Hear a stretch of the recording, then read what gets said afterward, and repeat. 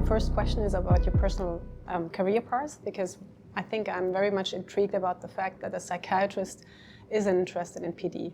How did that come? Can you tell us this story? Yeah, there is a little bit of a story, without going into so much detail, I found that as an adult psychiatrist, when I finished my training, I was an adult psychiatrist, was a bit unsatisfying to me because I missed the medical and neurological aspects of medical school. So that led me to do a fellowship in what we call here in the United States geriatric psychiatry. And so then as a geriatric psychiatrist, I was wondering how I might have an academic career, and I was offered an opportunity to come here to the University of Pennsylvania 23 years ago now. And my boss at the time was looking for something for me to do, and he knew about a new Parkinson's disease center that was starting, and he introduced me to the movement disorders neurologist who was running it by the name of Dr. Matt Stern, a well-known neurologist, Parkinson's doctor.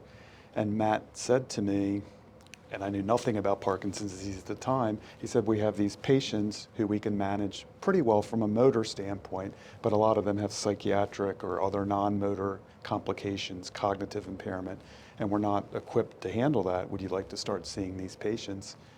And I started to, and I immediately became fascinated by the illness because the overlap between psychiatry and neurology is no more obvious or present than in Parkinson's disease. You can take pretty much any psychiatric disorder that we treat that you'll find in our diagnostic and statistical manual, DSM-5, and it can occur in Parkinson's disease. So that was my initial introduction to the illness, and I also found that it wasn't a well-studied or understood disorder from a psychiatric standpoint, unlike Alzheimer's disease, so I felt like there was a real opportunity to make a contribution. So I started seeing patients clinically, and that led to the research ideas that came into mind and led to some clinical research, and it's been what I've been doing for the last 2 decades. How many years was that ago when you stumbled over the PD? So 2001, when I moved to Philadelphia, and that's 23 years ago, and I'd done a little bit of other types of geriatric psychiatry in the early years, a little bit of Alzheimer's neuropsychiatry, but I'd say for the last 2 decades, I've only done Parkinson's disease neuropsychiatry. It's really been my entire career. And how came the introduction to impulse control disorders?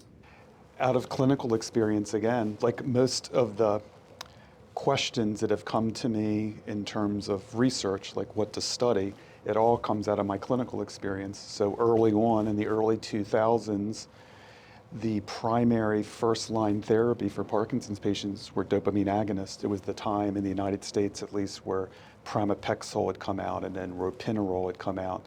And all of a sudden, all of these patients were being treated with these dopamine agonists from disease onset because people were worried about introducing levodopa too early because of the worry about dyskinesia.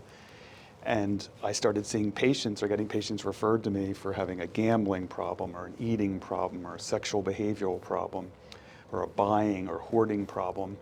And it wasn't well understood at that point. So that led to some of the initial epidemiological work just to characterize the frequency and correlates of these disorders.